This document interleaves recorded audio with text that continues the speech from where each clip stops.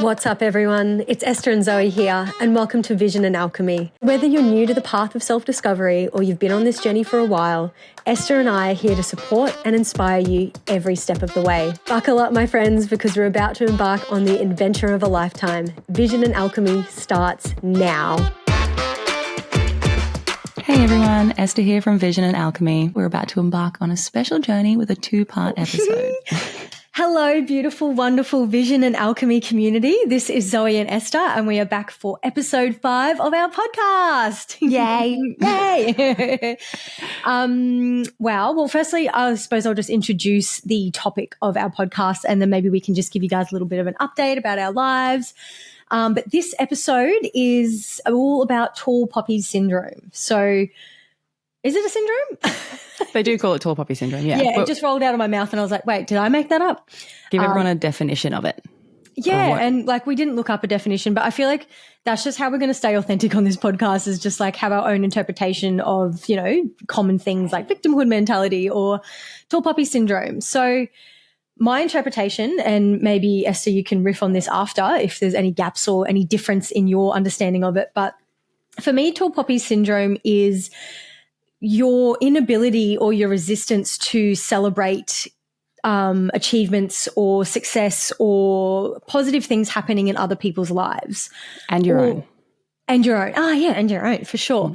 And I suppose also if someone else was celebrating a win in their life, if you felt some kind of resentment or resistance to their celebration of an achievement, I think that would be tall poppies as well. Just resistance to celebrating the good in your life and worrying about what other people will think about it.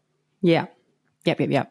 One of my friends, Becca, she's from New Zealand, and she said that over there's just like tall poppy syndrome, such an issue because, you know, we would be hanging out and I would be celebrating so many of her wins or whatever, and she wouldn't be celebrating her own as much. And if I gave her like credit for something or said like, amazing thing you just did, she'd be like, oh, babe, like, and just really shied away from it. Mm-hmm. And then she told me, she was like, you know, I always get a little bit like, oh, like tense and shy away at first because in New Zealand, tall poppy syndrome is such a thing. Like she was like, if you see someone celebrating themselves, being proud of themselves and being like, hell yeah, I did this thing. It's like a lot of people are very quick to kind of jump down their throat and be like, oh, who do you think you are? Like, you know, you're getting too big for your britches and like, you know, don't forget where you came from, that kind of thing. Like trying to keep everyone like, you know, trying to hold you down and all that sort of thing instead of celebrating with you. So she was like, you know, thanks for always just celebrating with me. And I was like, well, fucking of course. Like, Yeah. And my partner, Sean, is from New Zealand as well. And we were actually commenting on this because we've got another one of his well, actually 2 at the moment. So we've got 3 Kiwis under the one roof. And we were literally having a conversation about this the other day. And my partner actually skates for a profession, like a professional skateboarder. And yeah, so you can imagine what it's like coming from, you know, a very strong tall poppies syndrome society or whatever, and trying to make his way on a not so traditional path. So yeah, he and all of us have experienced it. But I suppose the actual term tall poppies would come from like, yeah, like how dare you grow too tall, as in like if you're a tall poppy and you're growing like above everyone else and everyone's just like the blades of grass underneath, like how dare you grow tall. Poppies also, they slump, like they grow up and then they're like their head is too heavy for their stem. So I guess like a tall poppy would have like a stronger stem, stronger roots in the ground, maybe, I don't know. I'm just talking out of my ass. But it's rife everywhere, like across the entire world. I think tall poppy syndrome is a massive thing. Like everyone's experienced it. Yeah, we didn't mean to just like fully slam New Zealand. We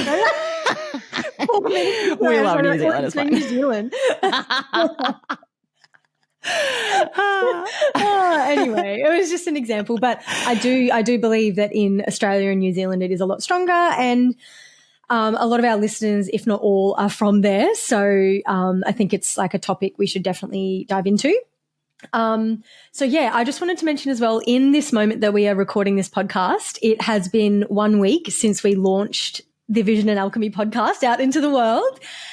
So we have already released 4 episodes, but understandably, as we're recording them, Vision Alchemy still wasn't out in the world. So it feels really weird now. Like we're like, oh shit, like people actually know about us. And we have just received the most amazing support and feedback, guys. Like, wow. It has been I think like life-changing, like the feedback that we're getting, because Zoe and I are doing this because like we just honestly felt really called to. We were like, we don't care if no one listens. Like this will be so good, even just for us, you know what I mean? But also we really wanted to support people and help people. And just like our listeners so far are us, like they're just other versions of us, you know what I mean? Like, and it's almost like, so to me, it's like all the amazing feedback that we've been getting from everyone is like, that's the target audience. You know what I mean? Like you're sending in messages saying like, oh, thank you for talking about this because I really needed to hear that, or just crying because it's like, oh, I love the friendship, or it's like, oh my gosh, the response that we're getting is just phenomenal, and it's from the exact people that it's for. You know what I mean? Like to me, it's just like, oh, fucking love it. Thank you all so much. I literally have goosebumps as you're saying that. I was like, I do too. yeah. And honestly, guys, like we're not coming on here. Oh, well, I shouldn't have to give a disclaimer about bragging because we're literally doing a Tall Poppies episode, but I just wanted to explain. You know what I mean? Funny. Like, but see, there's so many layers to it. Yeah. But honestly, we would have been this enthusiastic if we had one listen or zeros. Like we still would have come back for episode 5, 6, and 7, because it's almost like I feel selfish, but like Esther and I are getting so much out of this. Like it is the most cathartic, growing, that's not the right word, but like cathartic experience for us as well. So honestly, even if, you know, we didn't press record on this, we'd still be doing this, but we just really felt this tug to share it with the world. So honestly, guys, thank you so much. It has just added more fuel to the fire for us, even though we didn't need it. Like we just are pinching ourselves how fun this is, how natural it is, and just all these cool little synchronistic universal moments that are just like pushing us to do it more. It's like the universe is like, you've got to keep doing this. So and it feels like the universe is sort of orchestrating so much behind the scenes. Like we were talking about this before. Honestly, we were like, oh fuck, we've just got to start pressing record because we were already riffing so hard before we started this episode. Yeah, I was like, no, this is my last voice message, I promise. But we're like between like the last minutes, and we're like, we just have to get on and record. Seriously. But it just feels like this entire process is so guided. It feels like everything that, like every topic that we talk about, there's just so many little things that kind of get planted into us leading up to it. And it's almost like our, you know, angels and the universe and the guides and everything are just orchestrating so much in the background. Because like the last episode, they were talking to Zoe, being like, hey, call Esther in to like step into her like throat chakra and do that stuff. And then today I had a similar thing to what Zoe had, except it was like, hey, just respond. Like Zoe needs to like riff on stuff and just respond. Like let her just, if she could choose like anything, like whatever, just go with it. And then, you know, she was in yoga, and I'll let you take it from here. So Esther received her guidance, and I woke up this morning to the message, and I was like, oh yeah, cool, okay. But basically woke up, rolled out the door and went to yoga, and she was like, all right, free reign with the episode. Because we've got episodes like kind of ideas that we've like, you know, bombed into our little Trello card, and, you know, we're being super authentic with this podcast, and we're not just going to press record out of obligation and record something because like that's the next on the list. So just a little bit of a background. She's like, we can do whatever you want today. And I was like, in yoga, like, okay, cool. I'll let that land as I'm, you know, doing my practice. And we have literally had the Tall Poppies episode sitting here as the 5th episode, like maybe for a few months now. Like we said, this has been a really slow burn to get this podcast out into the world. So those podcast ideas have just been sitting there. And I was, you know, just asking my guides, letting it all come through. And I was like, oh shit. Like, no, we have to do the Tall Poppies episode because I'm actually experiencing Tall Poppies syndrome in this moment. So, no, in this moment, like sort of thing. But it was so funny because like I wrote down that podcast episode idea, like I said, honestly, months ago. I think maybe after I'd moved through another wave of it, because it's like a constant ride, you know? Yeah. I think that you just foresaw like all those little topics that were coming through, you were downloading so hard, and you just like every day you were like, oh my God, and we could talk about this and this and this and this. And Zoe was just sort of putting all these, you know, ideas into the Trello, and I was like, yes, sweet. Like I honestly just felt like, yes, whatever you like, yes, it all felt right. It all felt like exactly what we need to talk about. And then when she kind of came to this like conclusion today of what she wanted to talk about, I was like, I feel like you just had like the foresight, like you knew, like, I don't know. Anyway. Yeah. Who knows why I wrote that down at that time and why I've come full circle and I'm experiencing it again. But like I mentioned, with a lot of things we'll talk about on this, it's not like this is a journey. It's not a destination. It's not like you just get rid of victimhood mentality. We want this podcast to be something like, oh shit, you know, when that victimhood mentality or tall poppy syndrome or whatever it is comes up again, that you feel capable and equipped with the tools or support or understanding or community, you know, all of those things that you need to move through the inevitable waves of this, because it's not like you just like, I'm healed, I will never feel this again. It's just like it'll come back around and you have so much more awareness. So yeah. I just wanted to mention as well, within the last week, we have actually already tried to record a podcast episode. Esther and I live about 45 to an hour away from each other, depending on the traffic. And we were so excited with our release. And as you can see now, I've got my mic here. So Esther still had to come down to deliver the mic because we got them obviously delivered to one house. And so there's still like a lot of constructive reasons why we were hanging out. And obviously we're just friends, so we wanted to hang out. But we kind of almost like, well, I personally had like this huge like physical exhaustion after releasing the podcast. Like I was so spiritually energized, but I said to Esther, I was like, I actually feel like I've literally given birth, because like we obviously have birthed this podcast, something new into reality. And I was so high on life and so excited. And like I said, we're getting beautiful feedback and we're watching all our listens go up and all of those little things that just, you know, make you feel warm and fuzzy. But I was so tired. And then Esther came down on the Wednesday. Yeah. And then a similar experience for Esther, just feeling so wiped out. And we were like, all right, let's do some of our work, because we both work remotely. So obviously, you know, let's do our work. And then on our lunch break, we'll record the episode. And it's just like, you have to laugh in these situations, because our guides or angels or whatever were definitely involved in this, and they can definitely be super cheeky. And it was like, every single time we tried to make something land, like a phone call would come through, or, oh, wait, no, this isn't working. And we just hit like so many roadblocks, and we were so exhausted as well. I was kind of like, you know, it wasn't even like a doubt or a fear that like, oh, you know, can we record this? It was just like, I can't, I've got nothing there. Like there's nothing coming out right now. And I'm just really proud of us. I just wanted to like take a little moment to let you guys know, like, this really is such an authentic podcast, and we will never do anything out of obligation.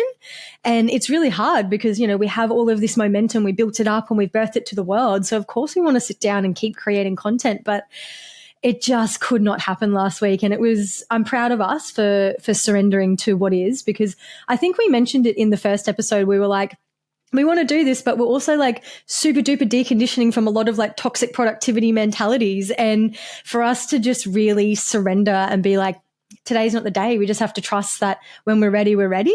Yeah. And we woke up this morning and we're like, we're ready. So ready.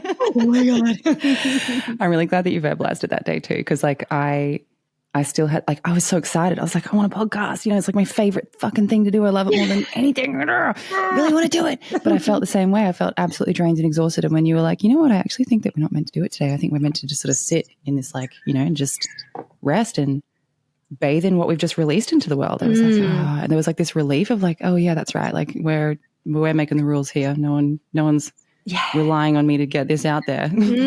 Absolutely. You know, so, and that kind of comes like full circle back to what were we saying with the tall poppies thing? Anyway, sorry, I fully forget what you just said just then. It's totally fine. You were probably getting a download about something. Yeah, so I'm just really proud of us for like not pushing through and trying to get that done. And we were just like, all right, let's call it. And we just let the juju come back. And sorry, that's what I wanted to say about the tall poppies thing, is because we were probably just trying to push because we were so excited. But the other side of tall poppy syndrome is effortlessly and authentically celebrating things. And I think we just hadn't taken the time to be like, we dude, we got this out into the world. Because like, I think it was like less than 48 hours after we'd launched it. And there's so much that went on behind the scenes to get it there, like sort of thing. And so I think it was like a little bit of divine intervention. Like physically we were so bummed, but like all of the distraction stuff were coming along. We're probably our guy just being like, just sit in it. Like you did something, just like let it, like feel it, you know? Call us back to the present. Yeah, yeah, exactly. So, yeah, sorry, I got a little bit lost on that tangent, but that was the full circle moment of like, oh, we were actually kind of like on the other side of tall poppies last week because we were like, you know what, we're just going to celebrate this and we're going to rest and we're going to fill up our cup, and just really trying to always instill those those healthier approaches to success and productivity and achievement and stuff. So, yeah. So cut through to right now, and Esther gave me, like you said, free reign of the episode. We don't have to do tall poppies if you don't want to. And I got to the end of my yoga class and, letting everything sit, and I was like, oh my God, I'm actually experiencing tall poppies right now. And it's like taking me a little moment to realize it, or like kind of soften into that trigger. And we were like, and then I messaged her back and I was like, nah, we're doing the tall poppies, but I wanted to jump on today because I'm sort of like still in it. But I was like, why not like just literally it be an example of what emotional alchemy is in this real time, rather than me needing to recluse and figure it out and then come back with like a neat, like step by step, this is how you could do it. I was like, no, I can feel it in my body right now. I'm still feeling quite triggered and I don't feel identified with the trigger, but it's like, it's cool. I suppose it's like after years and years of self-awareness, I'm like, okay. You can feel something and not identify with it. And then there's, my higher self and all these other parts of myself that are like, I'm so stoked and so happy. But yeah, we were like, so it's a, vulnerable moment for me, but we're again, all about it, authenticity. So I was like, let's just jump on and move through this in real time. I love it so much because like when you were saying that, I was just thinking, I had chills all over my body too, because your alchemy and the way you move through things is one of your gifts for the world. So to do it in real time for people to listen to how you process your emotion and everything like that, and how you move through it and what you learn from it, like that is honestly like priceless. So I'm just so proud, like so excited, so inspired. Like when Zoe gave me the general gist of like what she just told me straight up, it wasn't even a gist. She was like, I'm going to talk about this. And I was like, yes, a whole body. Yes. I'm so excited because this is what you are so good at. Yeah. You're so good at this. And people need it. Like people need to hear this and how to do it, Yeah. But you too, like that's why we're the dream team, self-proclaimed dream team. Because we're always mirroring each other and the experience and everything. So this is definitely not an episode to be like, look at Zoe shine. Like there's going to be your side of it too. And I really feel like even though we kind of broke down what vision alchemy means, we are both each other's visionary and alchemist as well, but we just kind of like interchange between it. So yeah. So I thought maybe you could give everyone a quick little run through of what's happened to you in the last week, and then I can lead into how that's so funny. So I think I'll give like a very vague run through on this, not because I don't want to share it. I honestly thought about this because I was like, if Zoe asked me to talk about this, how am I going to feel? So I like preempted how I would feel. I think there's a part of me that's really scared to talk about it because there's a part of me that's still like grappling with it. But there's another part of me that's like excited and anyway. So I think we'll talk about more of that, I think, in a different episode because I don't think that should be the focus. Yeah. But general, just so everyone has an idea. Yeah. The general like gist of it would be that I went to my like healer, well, mine and Zoe's healer. Yeah. Shout out Serene, we love you. Honestly obsessed. Yeah. Like I thought it was cool like when I first went in on my first visit with her and she told me that I get like 1,000 downloads at a time. Like I thought she was exaggerating, and I've learned lately that I quite literally do, and how they show up I'm actually seeing it now. But I just thought that was the coolest. I was like, oh, so I was like, sweet, she's helping me understand my own like existence a bit more in a way of like, no, don't not look at these things and don't just, anyway, I don't want to get off track. Anyway, so then I've gone in and it's my third visit with her, and I just felt so excited going in. It's like my body knew something was coming, knew something was shifting. She knew something big was going to happen, and she gave me some like really crazy news like about myself and my purpose. And it's like when she gave me this news, she channeled like my guide, and hang on. So she told me, and I was just like, I felt like I always knew. It's like she said something to me and it was like a foggy memory. And I was like a remembrance. Yeah. Yeah. Yeah. It's like trying to recall something that happened when you were like drunk or whatever. I just had this like, oh yeah. No, like totally. That makes so much sense. And then I also had like, am I insane right now? Like, is she insane? Am I insane? Like, what the fuck is going on? Like, what is happening? Like, I don't think she's insane, by the way. Like, genuine, that was just my like ego and my human self just grappling with what she was telling me. I don't think she's insane. She's fucking amazing. But yeah, just like a lot of emotions going through me at the time. And then, you know, over this past like 5 days or whatever, like since then, I've had a lot of really crazy like spiritual awakening situations happening. It's like she unlocked my soul code, taught me how to do that for others, showed me what my purpose is, like got like a direct like message from my guide and everything. And then I had this like insane meditation that I was just called to do. And I've never meditated for more than like 20, 30 minutes. And this one went for like 2 hours. And it was like I've just been referring it to friends as like an integration meditation. It was like my higher self fully just like stepped into my body and showed me like my power, showed me how to use it, showed me that I will just understand things, like explained all of my gifts to me, essentially. Just like, it was just this huge lesson and it just hit all of my senses at once. I was just like, it was very like overwhelming and crazy. And I like bawled my eyes out afterwards. And since then I've been just getting confirmation after confirmation from the people that I'm talking to, where I'm just channeling stuff and it's just coming out. And and they're like, oh my God, like everything you're saying is so right and so bang on and blah, blah, blah. And I'm starting to hear the difference between my higher self and my human self. I'm starting to like, and this has all been like 5 days. Like I think about it and my hands start to like tremble because I'm like, what is going on? And I feel part insane and part empowered. And I've had like my own kind of journey with this. And usually like, I feel like normally I would be like wanting Zoe to hold my hand through, you know, and I want her to hold my hand so much. But my lesson is like, you got to trust yourself, you know? And I think that's a big lesson for everyone at the moment. I think it's a huge thing. Just trust yourself. Oh my God. Anyway, so Zoe was aware of all this stuff, and I can go into more detail about everything that happened because it is an insane story. It blows my mind. But yes. Do you want to go now? Do I need to say anything else? No, I was just letting you have free reign. Cool. I was like, is that it? You tell me. Yeah, I suppose, yeah, like that's the gist of it. And like I feel sweaty even talking about that. I love it. And yeah, we can probably go into it more in other episodes, or as like this episode progresses, you might be like, and then this, and then that. But yeah, so basically Esther's just gone through this incredible experience and she's been sharing it with me. And she's like, oh my God, I did this meditation. This is what I'm understanding. And I had this interaction like she mentioned, and everyone seems to think like I'm really offering some great guidance right now. And yeah, she's obviously sharing it with me. And I'm like, oh, this is amazing. This is amazing.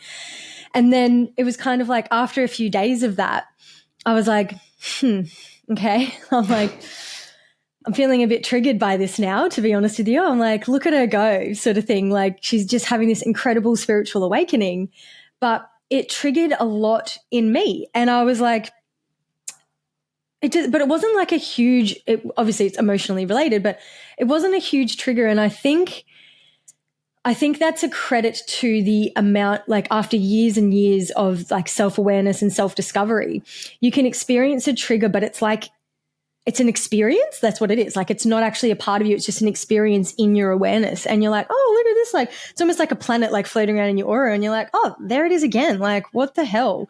So I could kind of like, it kind of kept coming up. And another interesting thing is that I actually have genuinely not had the time to be there for Esther as much as I usually would. So as she was mentioning at the end of her, you know, explanation there of her spiritual awakening, usually I would be there, as you quoted, like maybe holding your hand or guiding you through it. And I have just had so much on my plate, like socially. We've got people staying with us. I had some Splendor tickets fall into my lap, and it was like literally like my guides literally picking me up and putting me in the festival. That's how easy it was. Every single little thing fell into my lap, and then they were like, go, have fun. So I just genuinely haven't had the time to be in contact with Esther in real time as all of this is unfolding. And it's almost like every time I come back, she's like, and then this happened. And I'm like, oh my God, it's been like 2 hours. Like, you know what I mean? So it was like the trigger would float around, but then I've been like, so busy and socializing and stimulated. And then I would, tap back in with Esther, and then the trigger would come back in. So I suppose it took me a while to be like, oh, okay, this is what's happening. And basically the story behind the trigger to me feels like, because I was like, oh, Esther's like fully tapped in right now. She's having the best time. Like she's strengthening her ability to channel and download and everything. And I just want to stop there and say there is not one single part of me that isn't totally and amazingly happy and proud and stoked for her.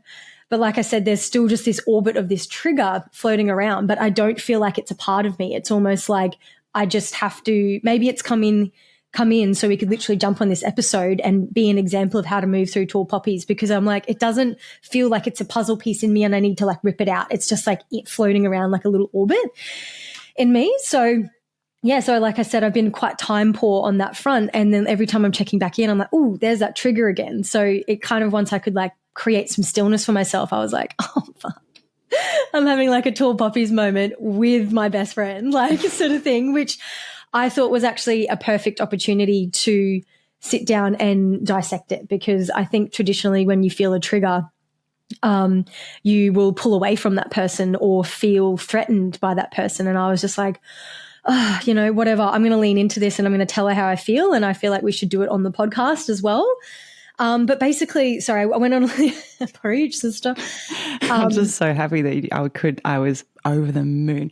Zoe was like, yeah, I've been triggered by your experience. Not a single part of me was upset by that. I was like, yes, talk about it. Like, I wasn't happy that she was triggered, but I just knew that she's so grounded. I trust everything that comes out of her mouth so much. And there's not a single part of me that ever felt like attacked by that at all. I was like, oh my God, this is such a gift. Like, how amazing. Yeah. And I want to be an example of how like a conscious female friendship should work as well, because I think even when we're so aware as well, we still have so much subconscious conditioning around being competitive with other women. And I was like, I want every woman or everyone listening to this episode, but I'm just, obviously you and I are both females, so that's all we can really, talk about right now. But I just want everyone to feel safe enough to be vulnerable in relationships. You know what I mean? So I could like come to Esther and be like, listen, I'm feeling this.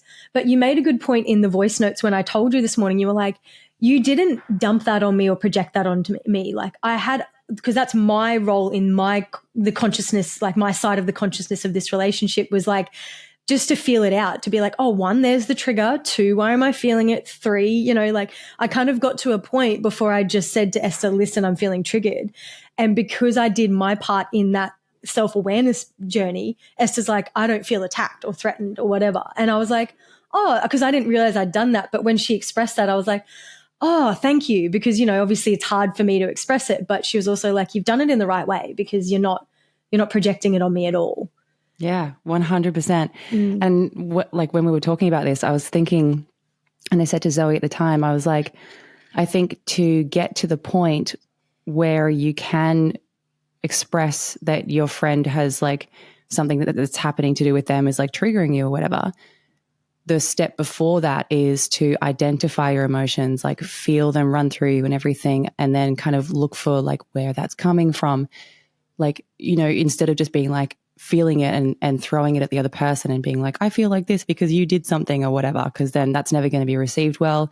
It creates more walls between people, because it's the person who hears that would be like, I don't agree with that, or that feels wrong or whatever. And they would put a wall up, and then you're just like getting a little bit further away from your friend. But because Zoe and I are already the sort of people who will, identify our emotions, we don't let them rule us. We let them like live with us. They can run through us, but we can spot where they've come from. And I just like, I know that so deeply about who she is as a person. So when she was able to verbalize this, I was elated, because I was like, oh my God, we are leveling up in friendship. Like this is the next step.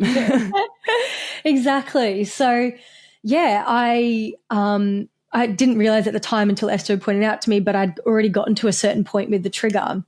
So a huge part of your spiritual development or your self-discovery journey is leaning into the discomfort, leaning into the fear and the doubt. So when this trigger came up, I was like, cool, I've got an entire tool belt of things that I can use with this. And the first thing that came to mind was like, lean into this. So I was like, okay, you're feeling triggered. Don't feel guilty about it. Don't feel shame about it, because triggers aren't there to foster that sense of shame and those low vibration emotions. They're there to teach you something. It's an opportunity to heal. So I was like, okay, I'm feeling triggered. Why am I feeling triggered? And I was like, oh, okay. I'm comparing my spiritual journey and spiritual development to Esther's. And hers is quite strong and loud right now, and it might be forever, like moving forward. But why am I comparing, or why do I feel bad about myself when I'm comparing our spiritual journeys? Which, side note, is completely pointless, because everyone is on, like, literally, it's one of the reasons we've started the podcast is because we're completely on different journeys. And just because I'm so close with someone doesn't mean that our spiritual development is going to go up a rung at the same time, and we're going to experience. So far it has, though. Like, that feeling of wanting it to has not come out of nowhere, because literally everything we've experienced has been like, oh my God, same. Oh my God, same. We've piggybacked lessons, and we have moved through all of this. So I think there's just such a lesson in as well, like what you just said, we can't do literally all of it together at the same time. Yeah. And there's just so many lessons that you can learn from that in itself. But anyway, go on. Yeah. So true. So maybe that's a way to feel compassion for myself for that trigger, because we have had freaking identical journeys. And then in the last week, we've had this huge fork in the road. But as we've kind of hashed it out before this podcast, we're like, oh my God, it's still the same lesson and we're still mirroring each other, but it was just in different experiences. Whereas in, the history of our friendships, it's usually similar experiences on like the human tangible plane. So anyway, I was like, okay, why am I feeling this trigger? It's because I'm comparing myself. That's pointless, because what we just touched on, our spiritual development isn't going to be identical. But then when I realized, like, what am I actually afraid of? And I was like, I feel like the strength of Esther's spiritual awakening and her connection right now, and mine has been quite quiet, or like normal, I suppose. But I've been, pulled out into the world, like out of my hermit mode, out of my spiritual little insular shell, out into the world, and I'm back out there. Like, so I'm trying to adjust to how I keep that connection to my guides and my higher self and my universe, while there's like external, I wanted to say distractions, but they're not distractions. But that's, I suppose, where my ego or my mind is going with that, because it's like, it's a distraction. I have to go home and sit completely still to channel all these messages. But that's not the way it works. Like, we're here for the human experience as well. So anyway, like, I was like, I don't know if I'm explaining it properly, but I hope you can see the layers here. So I'm like, I had the trigger. Why did I have the trigger? And I'm slowly peeling back the layers. So this whole process is about leaning into the discomfort. Okay, I'm feeling scared. Why are you feeling scared? Like, no one ever goes into that deeper level of like, let's get to the root of why I feel like this. And basically, the strength of Esther's connection right now made me compare my connection, and then made me start doubting it. And I felt sorry, oh my God. I was going to say, you doubting the connection makes the connection weaker. Do you know what I mean? Exactly. Yeah. Yeah. Because all I was going to say was,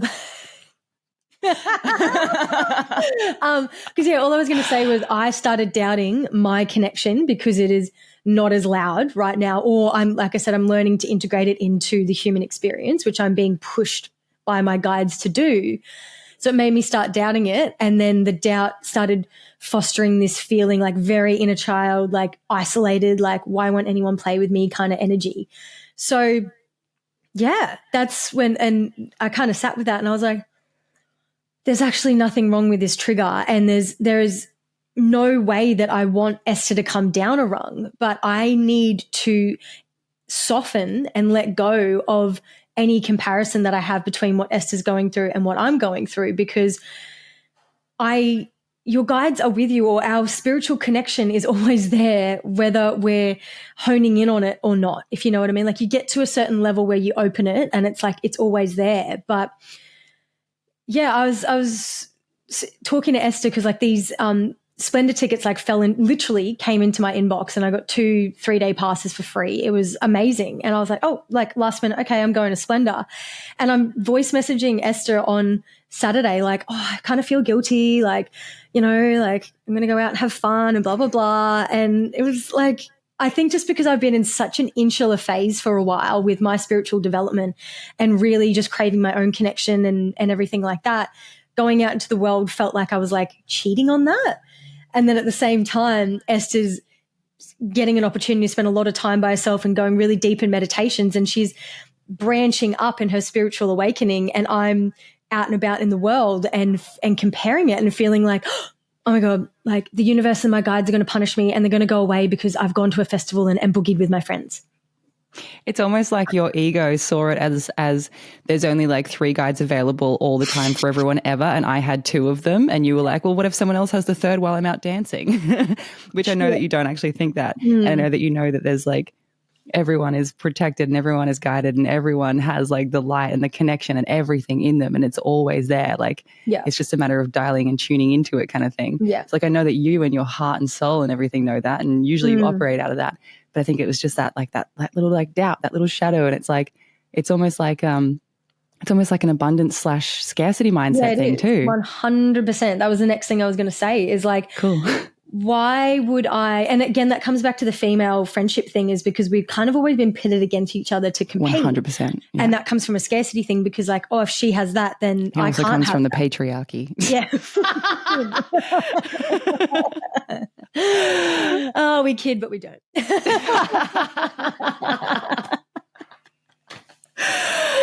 Oh, man.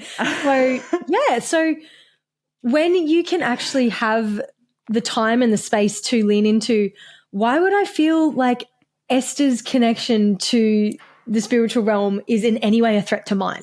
Do you know what I mean? Like, because that's where the scarcity mindset comes in, is because your scarcity mindset tells you if someone has something, then there's not enough for you.